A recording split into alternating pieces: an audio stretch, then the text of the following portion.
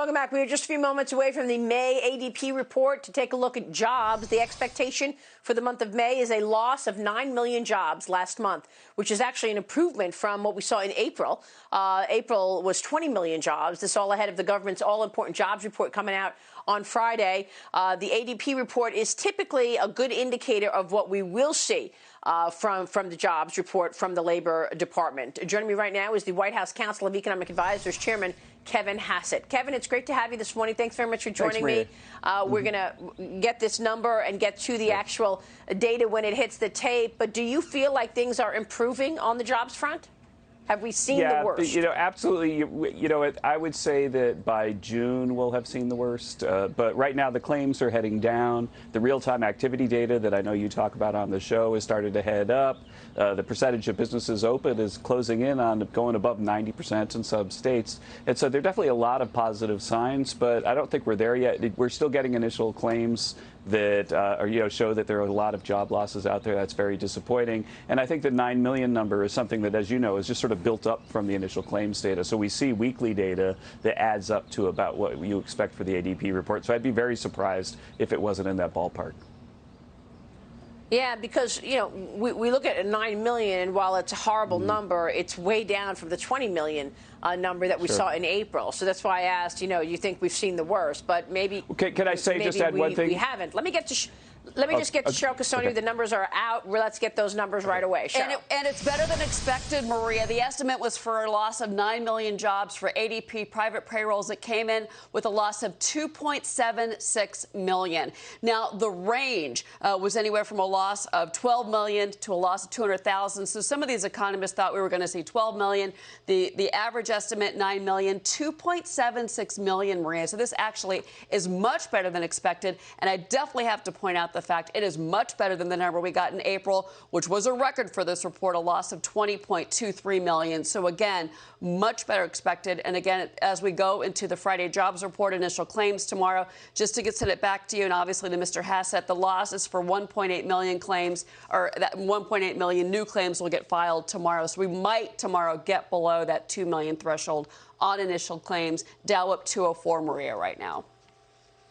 Wow, yeah, markets are reacting to this, Kevin. What's your take? We got an ADP number of 2.76 million jobs lost versus an estimate of 9 million jobs. Again, that conversation we were just having on maybe we've seen the worst. What do you say? Yeah, well, again, the headline is that we have, we're getting close to having hit bottom for sure. And you could see that. The thing I was about to interject before we cut to the number was that if you look at continuing claims, they're starting to head down. For every 2 people that lost their job in the last report, 3 people went off of unemployment insurance. And so there definitely are signs that we're turning the corner. This number is so much below expectation or what you would get if you built up from the claims data that I wonder about it. And I'll go back to my desk and study it. But the number is so good. It's such good news that I really have to dig deep into it and see if there's not something funny going on, because that's pretty far removed from what we would get if we just added up the claims data and so on from the last survey week. I see. So why do you think things have improved? Is it this an enormous amount of stimulus, the coronavirus relief bills? Or do you think that this is just time where we are now seeing more reopenings in terms of the economy? I know that the president is expected to hold meetings on the next relief package, according to officials. We're going to talk about the proposals coming up. But why do you think we're seeing a little bit of a backing away from those tough numbers that we saw just a month ago? Yeah. Well, again, we had the biggest negative shock in U.S. history. It was like going back to the Second World War. We've never had a second quarter like the one that's going to be reported. GDP now is saying minus 50%.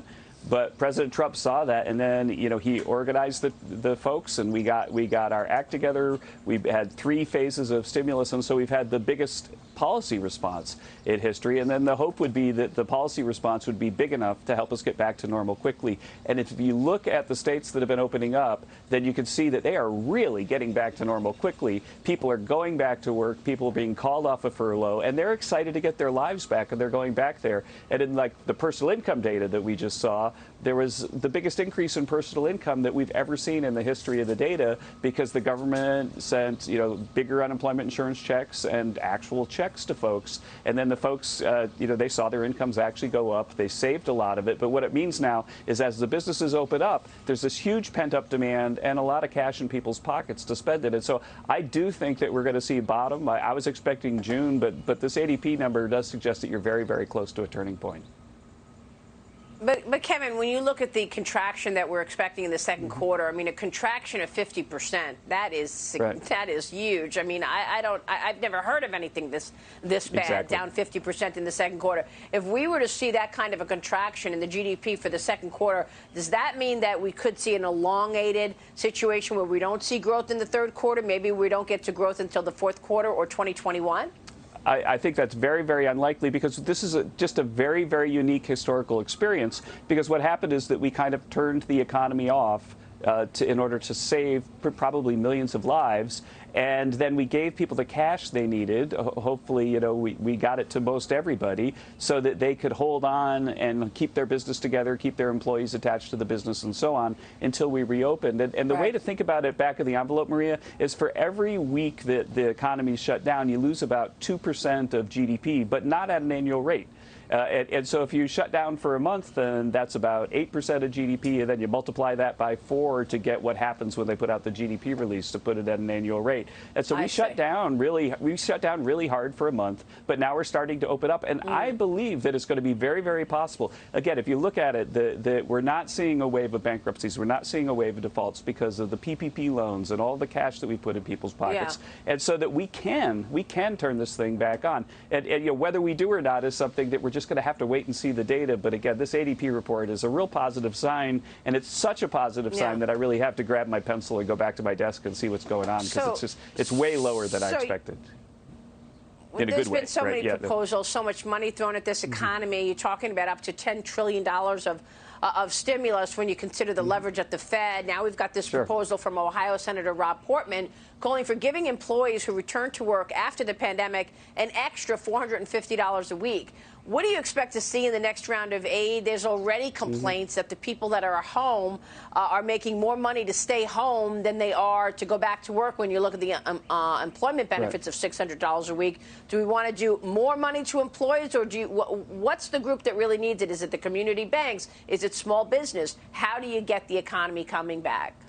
Maria, that when you're in the White House, sometimes you're surprised to see that, when you're having meetings and stuff, that all of a sudden you read about it in the paper. And the Wall Street Journal wrote a long article about it that seemed pretty well sourced. It was pretty accurate. And so we are absolutely meeting this week. We're going over what we think should be in the Phase 4 deal, and we're going to try to reform unemployment insurance so the factor you suggested goes away.